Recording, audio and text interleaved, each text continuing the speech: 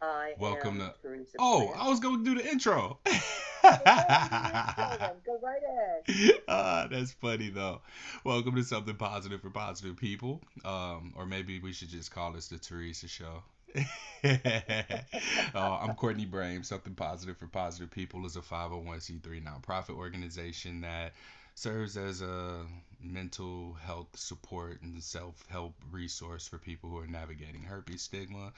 This series of podcast episodes is really enhancing my sense of what healthcare providers experience. And what I'm hoping to do with this, because we're hovering at the 300 episode mark, is take the experiences that have been shared with me through people's lived experiences with STIs. Wow, how many ways can you say experience in one sentence, right? I want to take what has been shared with me over the last 6 years of running the podcast and hearing people's experiences, their stories, their shares on social media, their emails, the information that they've submitted through surveys. And I want to bring that to the healthcare field and get a better understanding of healthcare providers' reactions to those things, what their thoughts are, and identify where there's room for whether it be improvement or some sort of interventions, and see what there is to be said from the healthcare provider's perspective in relation to stigma, STIs, and how we talk about sex, not just between the patient and provider, but also between partners as a means of STD prevention. So I brought a former podcast guest on from one of the early episodes. So you've been around. You've been around for a minute. So I appreciate that. Thank you for being willing to come back on here and also share your experience as a healthcare provider. What I'm doing here is just taking in information and seeing what can be done with it. Same way I started the podcast initially, but hopefully by now I'm better at it. So what I'll do is just have you introduce yourself, your name, and whatever else you want to share, and then your title for sure. And then we'll just go into the conversation, and I'll be taking notes along the way. Okay. My name is Theresa Brandt. I am an RN, currently living in North Carolina for the past quarter century, originally from New Jersey. Uh, I've had 46 plus years of experience in nursing, and it has become a big change from the early days with STDs and sharing that with patients to this part of the day, uh, where I actually had a conversation a few days ago, and I couldn't help but think how far it's come, but there's still such a stigma, and that hasn't gone away.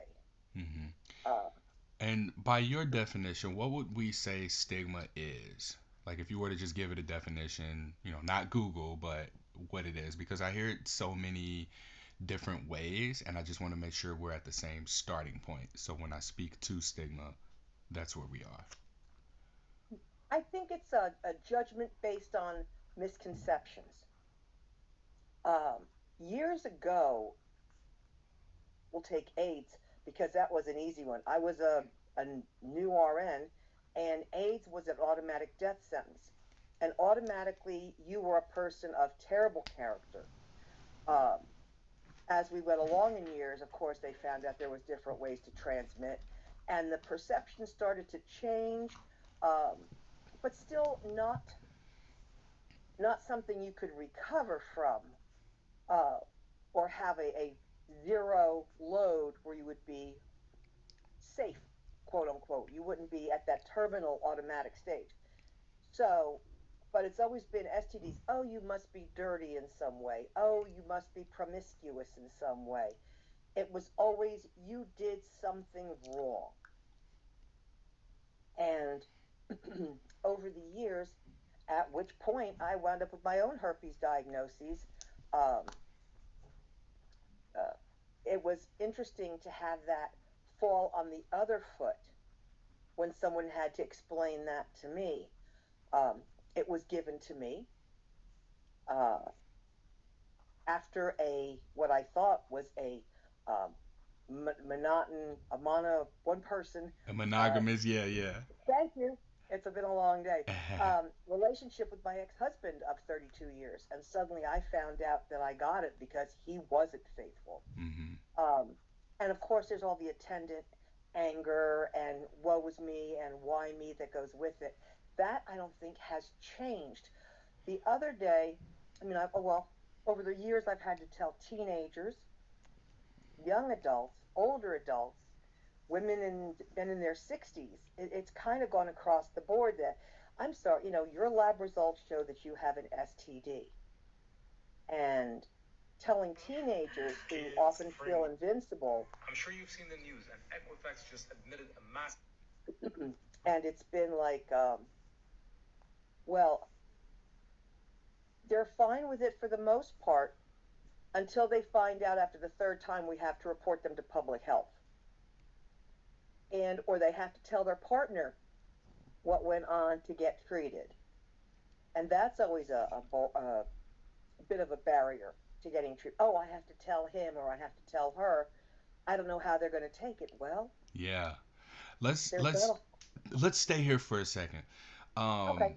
The disclosure piece. Um, Mm, I have learned that healthcare providers are the initial touch point of STI stigma because they are the ones who are delivering the diagnosis. So, delivering the diagnosis is going to often activate whatever feelings a person has about whatever the diagnosis is that they're going to receive. So, herpes, for example, if mhm, someone has their own internalized stigma and idea of what it means to have herpes, looking at the AIDS example, right? Going from, oh, you're the worst kind of person, it's a death sentence, and then as we got to the truth of what AIDS was, we learned that it was transmittable in a multitude of ways that began to bring light to the stigma. So stigma and truth cannot coexist. So with a herpes diagnosis, all of the things that people say to themselves, as a result of in the media, nobody wants herpes becomes internalized as nobody wants me now because I have herpes. And then the only way to bring truth into that space and dissolve stigma is to directly challenge it. Go out, date, find out, oh, there are people who still want to be with me, and that my herpes diagnosis is not the end all be all of my relationships. And so mhm. the way that we get there is through people becoming more comfortable talking about their STI status. And when they do test positive, being able to go home and share this information with past partners who might be at risk, who might have been exposed, so that then they can go and get tested, get treated, right? But what I also understand is how a healthcare provider delivers a diagnosis not only impacts how a person goes on to disclose, but even if they go on to disclose. Mhm. And I'm wondering if you can speak to the way a person delivers a diagnosis to a patient, or a clinician would deliver a diagnosis to a patient, and like what you might have seen or experienced or even done yourself to deliver someone's positive diagnosis in a way that aids STD prevention efforts. Education has always been really important to me because it dispels a lot of myths. You have to be, well, I'm clinical and compassionate because you can't throw yourself into the midst of the emotions because you don't know what you're going to get. And if you sit there and suddenly go, oh, I feel so bad for you, they're not going to take it well because now they see it as seriously something horrible. Oh, you feel so bad for me. Oh my God, what am I looking at? Um, Last week, when I was doing nursing in person, I'm a remote triage nurse now, so all of mine is over the phone. But when I was doing it in person, I sat down with my person that I was talking to, sat in front of them. Sometimes I had literature in front of me, so I could sit across from them and let them know that I was there to listen and to also to give information they would need. Now, last week I had a patient who was Hispanic, and I had to go through an interpreter, and I had to tell him that he had herpes. And basically, it was your provider wants me to let you know that you have herpes, which is an STD. But what I didn't agree with, and the hard part was, the provider said, tell him to avoid sexual intercourse. Okay, anyone who has been involved and knows really how it's transmitted, which is contact to contact of skin, knows that body fluids really has no part in it. And I read that, and as I was relaying to him, and I was like, okay, let me tell you what you really need to know. And I proceeded to tell him, it was a very long phone call, um, the zones, the common zones, what to look for, what to feel, times to avoid it, uh, being on, he could be on valcyclovir on a daily thing. He could use it when he feels that he's got, that it's coming on. I went further than what the provider herself provided for me to tell him because of what I knew. And he was, I could hear it in his voice, all he was saying, oh, oh, what do I, you could hear him thinking, what do I do now? you know and I said, you must tell your partner so they can be treated, so you're not passing it along because someone gave it to you. Either they didn't know, which is common, or they knew and didn't care and didn't tell you. So there's a number of ways, and I told him about the treatment and what to look for, and he had a lot of questions. Am I going to have this forever? I said, yes, it's no cure, but you won't always have something that will let you know what's going on. And I took it step by step, and I gave him time to ask questions. But again, you have to take in the cultural, you know, somebody of maybe Hispanic or Mediterranean, or take your pick on the number of cultures we've got, may see it differently than someone who's had a lot of access to it and understands what's going on. You have to meet them where they are when you get started. Mm-hmm. And that's probably one of the hardest things to do, is find out where they are. Do they know what it is? And what do they need to know? Right. Make them not feel bad. Mm-hmm. And basically, I told him I don't know, it's an inconvenient skin condition. And you have to be aware it's not a thing that's going to make you really sick, generally speaking, but you have to be aware of what's going on with your body. And I told him, I said, it's important to disclose because you don't want to give it to somebody else who's going to keep sharing it, even though it's common. And like I said, I try to take extra time because, let's face it, herpes is a punchline on a joke. And it's not a punchline. And it just makes me mad when I see a television show and they use it as a joke. And of course, if I've seen it, somebody else has seen it as well. Mm-hmm. So it's a everybody's an individual. You can't do it across the board. Okay, this is what I'm going to say, and if they ask this is what I'm going to tell them. It's got to be, again, meet them where they start and then go from there. Okay. All right. I'm gonna write that down too. Meet them where they are. Now, finding out where they are, is this a matter of being able to ask questions, the right questions, or is this something that a healthcare provider should be able to just fill out already, like pretty quickly, without having to ask a specific question or set of questions to know where to meet a person? Again, a lot of times it's cultural. Not everybody is open talking about sex. Mm, And, you might have somebody from another country who's, I've had that talk with a woman whose husband was right there because his culture was, you don't leave your wife alone. And that was not a comfortable conversation. ooh, Yeah, because, okay, he's going to assume that she gave it to him, but the chances were better that he gave it to her.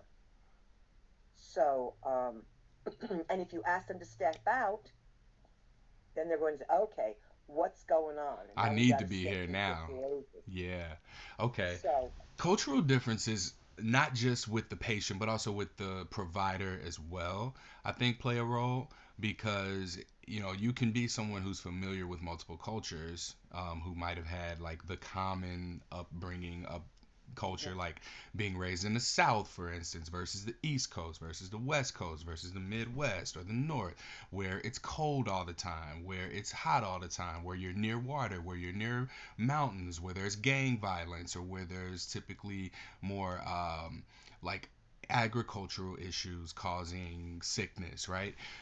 Where you are, and this kind of ties into what another provider said. She's like, the type of uh, the routine experience that a healthcare provider has may not be in sex or sexual health, so they just are a little bit foreign in that space. And what we're talking about here is how foreign you can be from a cultural perspective, coming in and having to now talk about something that's already uncomfortable to talk about as well, and now you got to layer the cultural piece to it.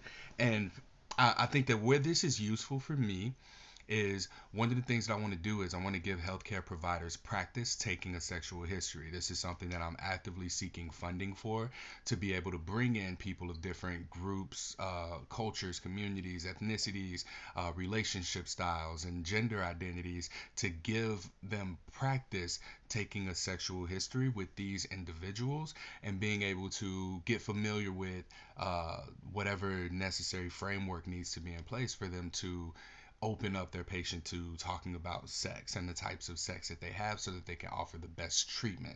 This is probably the most eloquent way that I've been able to articulate what it is that I'm attempting to do through these interviews. So, thank you for making the space for me to bring that out. Um, we are speaking here about meeting people where they are, and this is going to be like some cultural type ish on I need to say that more accurately. So what I mean is we have to have a level of cultural awareness to be able to go into these conversations. And in your case, you had a translator, right? So mhm. what are some solutions to understanding these different cultural views? You mentioned being clinical and compassionate, meeting people where they are, and you just happen to have a translator. So in aside from utilizing a translator, what are some other ways that we can be on top of cultural differences? Why is there an ant on my screen and my computer's on the bed? um, Finding out, do they know?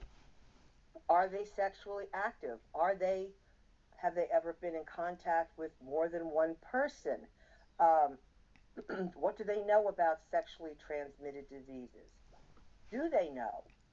Is this something that's been spoken to? Did they, oh, don't go near that person, they might give you a disease? Is that how they've been brought up in the past? Uh, Kids today know a lot more than I did when I was their age. It was, I knew what I needed to know. My mother was very forthcoming. I was fortunate. But a lot just have no clue until there you go, and it's staring you in the face. But if I have to give them that diagnosis, I'm going to explain to them that this is what it is. Do you understand what I'm describing to you? Does this seem something that you're familiar with? Have you had these symptoms? Do you know anybody that's had this? And then I always give them, all right, we've gone this far. Do you have any questions? And I usually get at least one. Well, is it going to make me sick? You're not going to be contagious all the time, but that's why you need to let your partner know, so that in case they get the choice. Mhm. You didn't get the choice to Yeah. get it. Okay. What are some ways that you deal with answering questions that you might not have the answer to? What I did with this, like I said, this patient, I needed to have an interpreter. I went on Google and found websites where he could pull information in Spanish. He happened to be Spanish, that he could pull up a PDF or look and see that he could answer questions that I might not have the answer to. Or if he wanted to go back and say, hey, you know what, she said something, but I'm not sure what I remember what she said. So they can go back and look at their leisure. So I'm not afraid to pull up Google to help give them an extra resource. Yeah. If I really don't know, I will call, I will let to say, I'm not sure, but let me go ahead and send a note to your provider because they might be able to give me some more information that could help you understand. Mm, okay. And I ask that because what I find is that people have expressed that their healthcare provider maybe didn't have the answer or they had the wrong answer. Is there a time that you can think of where maybe you've been wrong about something? And I would be curious to know if you find out you're wrong in the moment or even later, how do you go about correcting yourself? Has a patient ever given you different information than what you had access to? Hmm. I haven't found too many that didn't have what I already knew, but I have been stumped by a few questions here and there. And I'll say to them, if you can give me a minute, let me look up something so I'm giving you the right answer. Or let me confirm what I just told you. Okay. And I have gone back and said, you know, I spoke with you earlier. I have found out that I wasn't quite correct in what I told you. So let me tell you what I found out. Okay. And, excuse me. And that I think also gives the nurse or other provider, um, trying to think of a way to put that, credibility. Okay. You know, oh, they're not just giving me a script. Mm. Yeah, They're actually listening to what I'm asking. that's huge. So really, we need to know where to look for information that we may not have access to. So you mentioned Googling a translator. So this wasn't a readily available resource on hand for the healthcare providers. Like, oh, if you need things, go here to the portal of our hospital, of our the medical company that we have, and type in the search bar translator, and then you get Well, we the have a translator okay, service that we use. okay, So we have it in every language. So that wasn't the problem. The problem was how can I give, and it's a regular run of the mill interpreter. It's not specialized to mm, certain aspects. So that's why I had to go on. I could have the interpreter tell him what I was finding to go to. okay, But other than finding the information himself, I had to be specific and say, go on. I gave him one website and I said, Google Spanish STDs, yeah, herpes, so that he could get the specific. I sent him to the CDC with the first one. hmm, And there's a bunch of others you can utilize, and I do utilize them just to make sure that I'm passing along the right information. okay. And when you like are you mentioned that y'all have translators in your organization. If you needed these additional resources, like is the CDC a recommended resource? Are there recommended resources that y'all have on hand? Not maybe not exclusively for STIs, but if someone had a different type of a diagnosis, would you just print off the definition of what it is, what the symptoms are, and the treatments are? Because like I got herpes pamphlets from an urgent care that looked like maybe there was a stack printed off and they just handed it to me.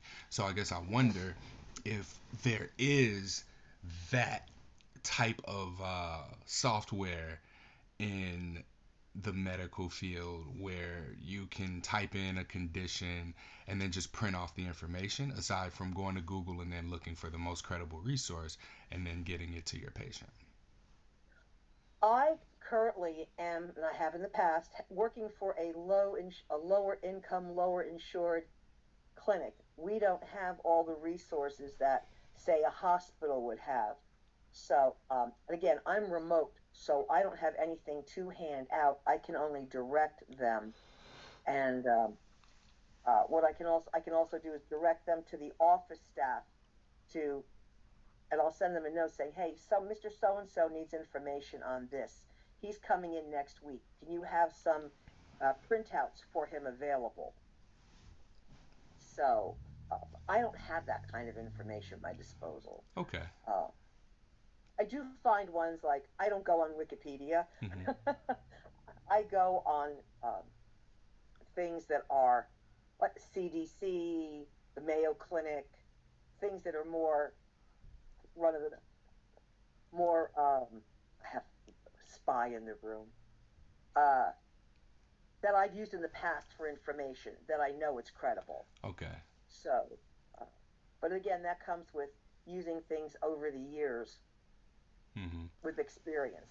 Okay. Uh, got a lot more than we had 40 years ago. I Yeah, can and say that. I wanna ask you about the time difference. So what I'm hearing in your experience is that most recently, the ability to find information is much easier than it might have been in the past, and Hmm. so we're able to validate or invalidate stigma with truth and what accurate resources that we may have now. Everything is so inaccurate when we're talking about herpes, but I imagine for other conditions, like we have more information than we had in the 40 years in the start of your time as a nurse. And so I guess what's the biggest, has it gotten better? What's changed stigma wise when we talk about stigma from your experience as a healthcare provider? I know you said the younger people have so much more information, but is that a good thing that they have so much information, or would it be better to have less information that is more consistent and accurate? Like I said, 40 years ago, if you had an STD, you may as well just wear a red A on your chest. You were dirty, you were loose, you were promiscuous, you were the class, what have you. You know, nowadays it's almost everybody you know has had something at some point. Chlamydia wasn't around 40 years ago. Whether it was around or nobody knew about it. Now you have one come in 1 week with gonorrhea, they get treated, they come back in for a follow up. Oh, now they got, gonorrhea. And they come back, oh, now they have something else. And a lot of the kids now seem to take it, and I say kids not to be dismissive, um, take it more in stride. Yeah. It's not this uh, big deal. They know, oh, okay, well, I'm going to get treated. And their only problem is telling their partner. I had one girl who told me, "Oh, well, I'll tell him, but I don't know if he's going to do anything about it. He's a bit of a player." A week later, after we got rid of the chlamydia, she came back 2 weeks later with gonorrhea. Well, did you tell your partner? And you get it? No, I didn't tell him. I said, you need to tell him. Got that cleared up, came back 2 weeks later, we were back to chlamydia. Yeah. So, and then the public health department has to take over because now they're considered a public risk. Mm. So even in not tell, so what you said was you need to tell your partner, and that was kind of Mm-hmm. it. There wasn't really an elaboration to it. Do you think that if you told her, "Hey, you really should tell your partner because you will be able to reinfect yourself," that maybe that would have been a difference? Because you also mentioned working in like low income Mm-hmm. communities, or the doctor, the place that you work doesn't really have much of a budget. So I imagine it's in an area of need where there's low income, Mm-hmm. and more there's more of a lack of education support resources in these communities, and therefore some things that might be common sense in a more upscale community, or more high income community aren't in this low income community. You're dealing with younger people, you're dealing with Yeah. less educated people. This goes back to meeting someone where they are. Yeah. Don't assume.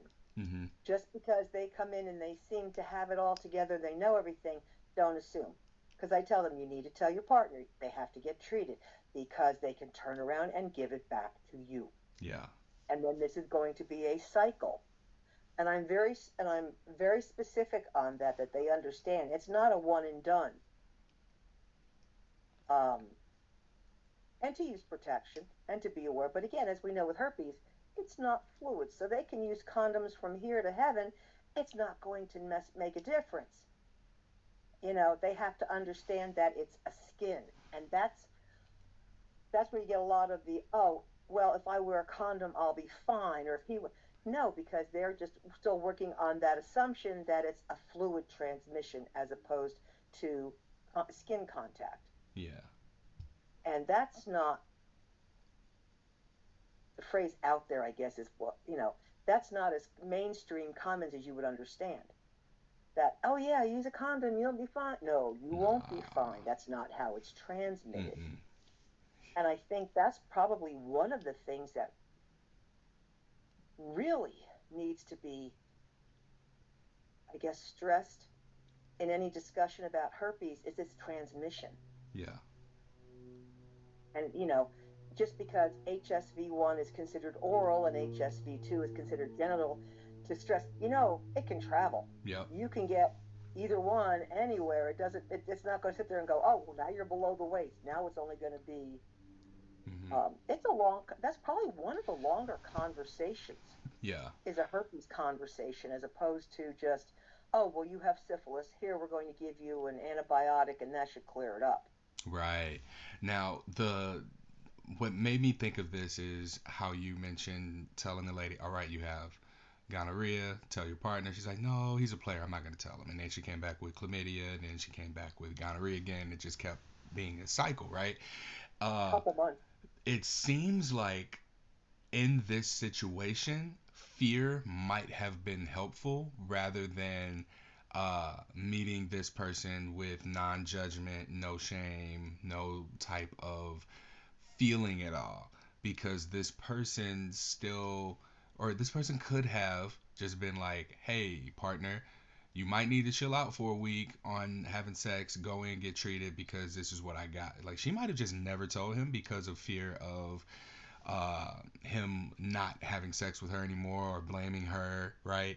And so that fear is present. And I wonder if this is kind of like what stigma's role is, or the judgment and the fear and the shame and all of that to protect people from themselves, or it to redirect the power of that fear from a potential partner to in the healthcare setting, to where like, okay, if you do these things, then these are the consequences and you're going to have to do this. And then that kind of scares the shit out of people into being more mindful of the kinds of sex they have, who they have sex with, being on top of their treatments and everything. And granted, that's a two-way street. One person might hear some shame and stigma, want to go jump off a bridge. Another person might hear that and be like, oh, I wasn't going to take this seriously. I needed to hear this message this way. That's why I sit down when, like I said, now I don't have that younger population to really work with like I used to.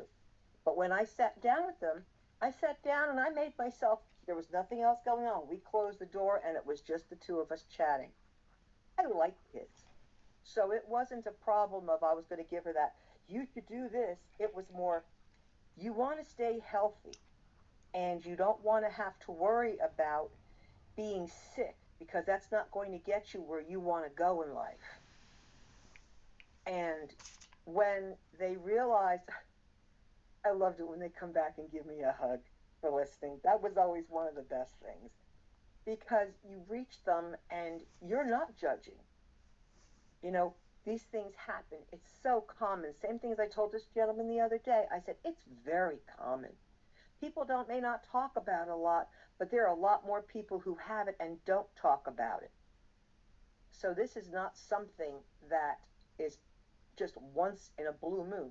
There's a lot of people sharing this, and they just don't know how to take care of it or how to avoid it.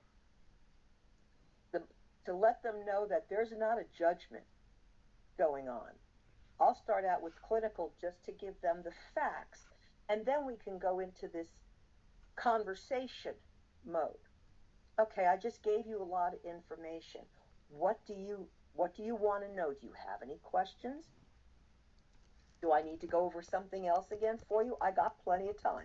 Tell me what you need. So to know that they're not just a number on in my book to tick off. Okay, told him, let's go to the next one. Told them, let's go to the next one. To let them know that you're receptive to talking and listening to hearing what they've got to say. Mm. Okay. Um, let's see here. I want to know, what are some of the barriers to healthcare providers talking to patients about sex?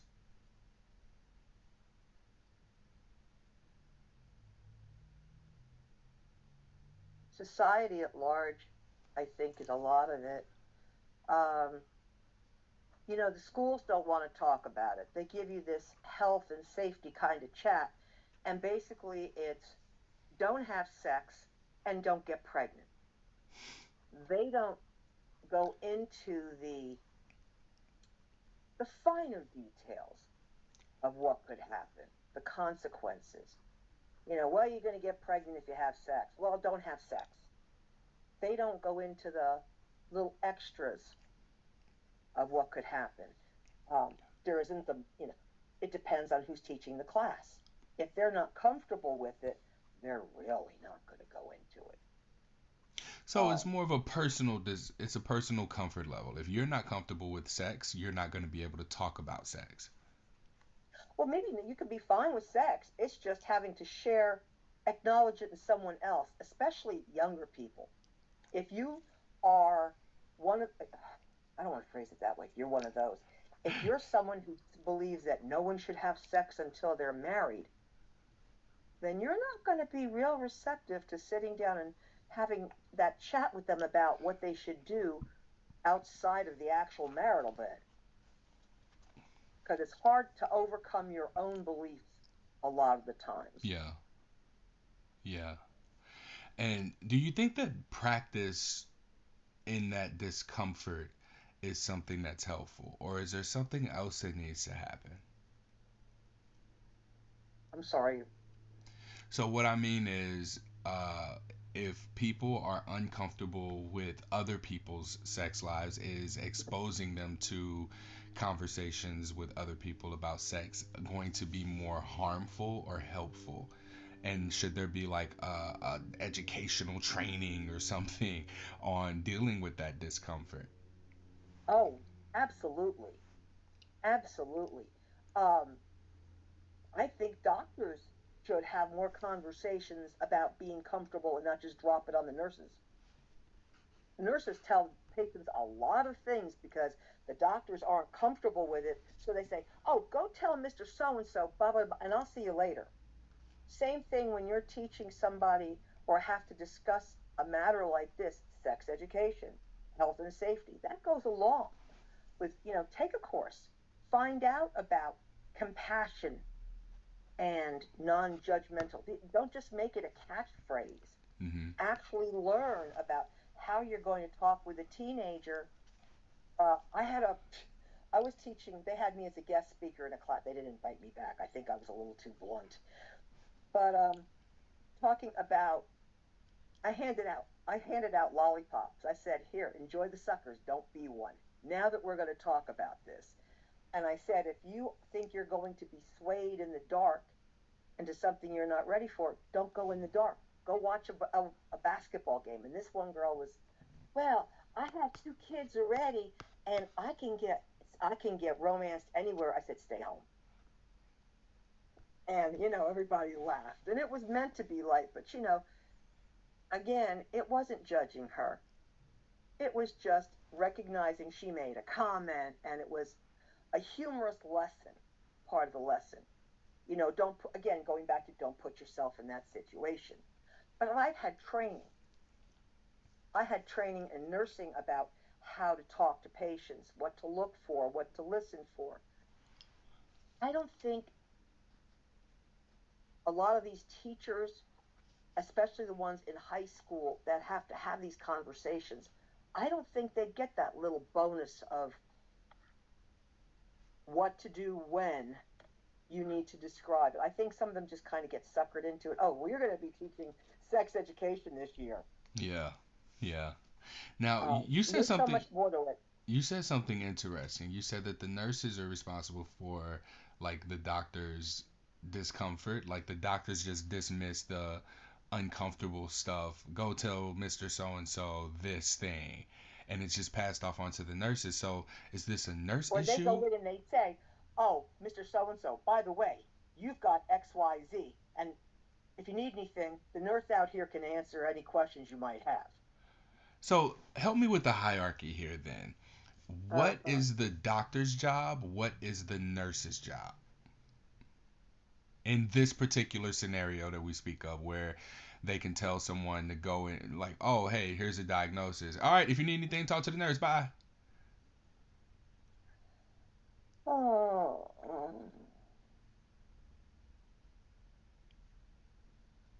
basically,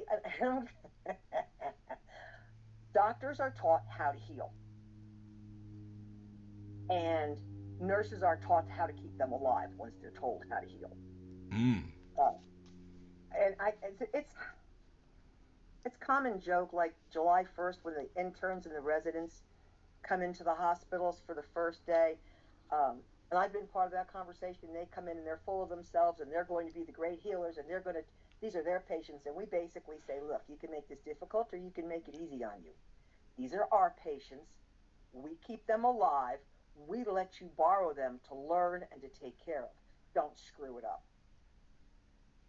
Now, as far as, uh, and that's not to take anything away from doctors, they're just not taught the fine tuning that Mm. nurses are. Nurses are to follow instructions and to do what's in their scope of practice and to question something that doesn't seem right. Um, so if a doctor were to say, okay, I mean, I had a patient a million years ago. Funny enough, he was Hispanic and he had AIDS. This is 1993, 94. And I went in the room and the patient and his wife were devastated. Doctor came in and dropped the diagnosis on them and left. We were the ones who had to listen to them and talk with them and get the social worker in there and get the pastor in there and basically um, pull in resources to help them understand. Uh, and again, you can do the same thing with a lot of things. You have a patient who's got an STD and they don't understand and they don't know where to go. You can pull a social worker in there to sit there and talk with them if they're really upset. So and so just found out XYZ. Can you come talk with them and feel them out and see if they need anything that they didn't tell us? Because sometimes they'll tell somebody who's not healthcare related. Mm-hmm. But yeah, I don't think, and some doctors are great. Don't get me wrong, but there are a lot of doctors that they just don't know how to tap into that give and take for long periods of time, Okay. especially in today's managed care. You get to see 20 patients in 3 hours, and you know, Yeah. Yeah. All yeah, right. there used to be. Um, the thing that stands out about this last little block of what we just discussed, training. The training for the people who are teaching sex ed. Like, this isn't necessarily an issue that starts with healthcare providers, because y'all have to do so much more of what should have been taken care of in school, at home, and in leading people to their sexual debuts, and experiences and the consequences or outcomes of that sex from time to time, right? STIs. Mm-hmm. So better education to the patient beforehand can be something that aids your job in providing them with treatment, providing them with resources. It just makes it a little bit easier. So coming in here, what I'm learning and talking to you clinicians, healthcare providers, nurses, is that so much of what can make your job easier may not actually be something that we can just come in and say, here's what nurses need, let's give them this. This is more of a system based approach, and the system being the way that we learn about our health, the way that we learn about our sexuality and sex in general. Like, sex education that we receive in middle school, high school, I think college would even be a really good point to be able to have these If they get that education. far. Yeah, yeah, that too. So even in these spaces, like, high school should be a place that has this sex education, that talks about STIs, and I'm wondering where else can we place this if it's not like, yeah, we should all be in school. There are people who are not going to go to school. There are people who aren't going to go to college. There are people who might go straight into the army, military, trade school, whatever. And even in the army, nobody, I don't know that there's conversations at all about, hey, we're going to be deployed in Thailand, and there's a Mm. very huge, like, I hear so many stories about men in Thailand and the women there, and it's just like, oh yeah, I got chlamydia out there once, or I got the clap out there once, haha. And I wonder, like, was anybody telling these people like how important it is to wear a condom, and that, the way to use a condom, and not to let nobody sweet talk you out of using a condom, or whatever other prevention methods there are. Because I feel like so much of this just gets to the nurses, and the nurses are taught to do their job. Like you said, there's a process in place, and when there are inconsistencies with that process, the nurses point that out, and then that's when the doctors get to borrow the patient for healing, right? So I think a lot of this can be mitigated beforehand.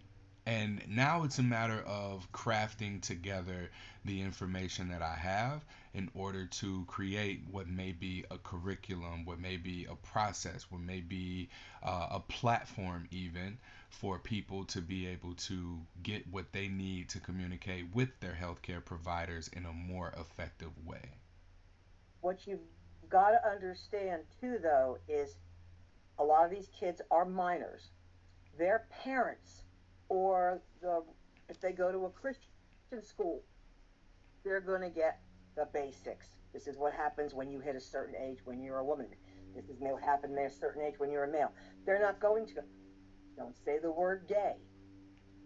They're not going to say, oh, well, gee, I'm gay. I don't have to worry about it. Well, not quite that cut and dried. Um, the teachers are supposed to preach it abstinence. No, don't have sex. Well, again, have you met many teenagers who can stick to that? No. But again, we could offer these courses till the cows come home, but unless these the communities, the board of education, uh, the ones where the churches are so prevalent in their daily lives, they're not necessarily going to get on board. So that's a big barrier. There is societal norms, your faith, your religion. They're going to have an influence on that. So a lot of times they don't learn. The parents don't know. So by the time they get to a situation, then healthcare is really their first opportunity to Yeah. say, hey, and again, if we have to know what we're talking about, we have to know how to approach it for them because they're saying, no one told me. So education absolutely would be the best thing, especially when they're in those the formative years. But we're not always going to be able to get that. Hmm. Now, what I think would behoove the teachers would be to maybe have these courses available, not required, for their own edification and education so that they can say, if you have any questions about anything, please come talk to me, as opposed to standing in front of a classroom and saying, hi guys, well, today we're going to talk about STDs. And somebody says, I heard you talked about some. You can't do that because that means we're promoting sex. So it's a fine line. Hmm. That's why I had so many kids in my car constantly when my kids were in school because they all jumped into their mom's car to ask questions of me because they knew they could ask me anything, Yeah. and I would tell them. Hmm.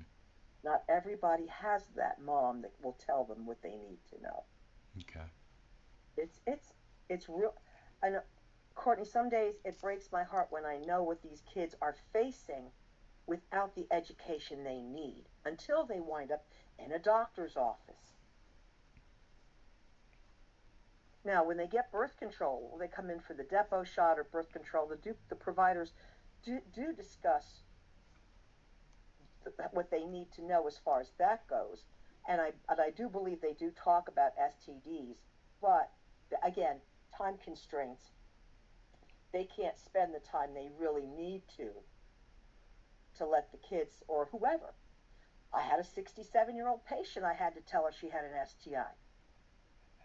That was an interesting conversation. Yeah. Um, and there just isn't the time for the healthcare providers all the time to do that. Hmm. I can always tell. I have a log sheet for my production to see what I get done each day, and I can tell a day that I've had to have conversations with people because instead of having like 25 calls that I've done, I've got like 10, Yeah.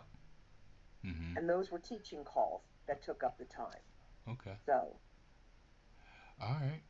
Well, I hope Teresa, this was helpful. Teresa, it was. I got plenty notes here. I don't know if you can see that, Oh yeah. but we also have the recording. So my plan is to utilize this in a way that allows for me to navigate better discussions that are going to help me with identifying, okay, who does need the training? What training do they need?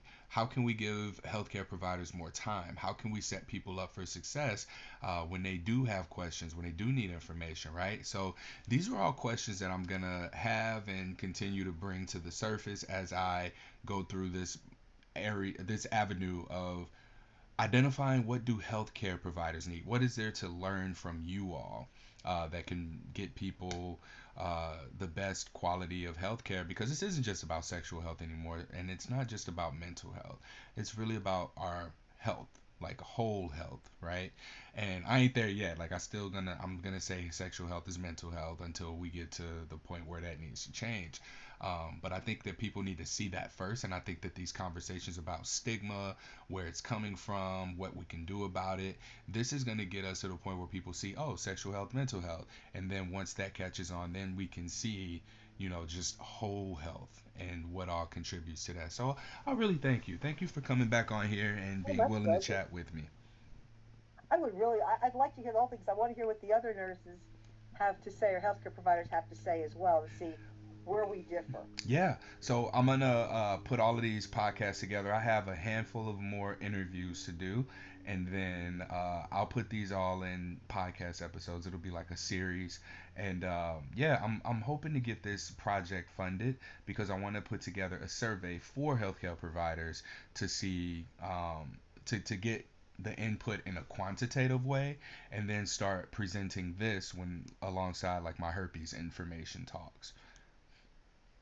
The funny thing is about so much of this, the STIs start with self-esteem. A lot of them toss themselves into risky behavior because someone's nice to them, someone makes them feel pretty or handsome, and they don't want to lose that opportunity to feel good Mm, about themselves. And then we have this whole sequela that follows along. So yeah. I definitely want to hear the whole thing and see Okay. what everybody's got to say. But thank you Absolutely. for giving me an opportunity to share. Yeah, thank you. Well, this was great. And yeah, I'll go ahead and close this out. And then if you have any questions for me throughout this process, just don't hesitate to reach out. Let me know. Okay, All right. good enough. Thank you so much. Have a good night. You too. Take care. Bye Bye bye. bye. That, oh, excuse me, I burped at the perfect time. I just closed the call. But that concludes this episode of Something Positive for Positive People. Please like, rate, review, share, subscribe to this podcast. And yeah, just share it with people. You can also donate via www.spfpp.org to support my efforts here.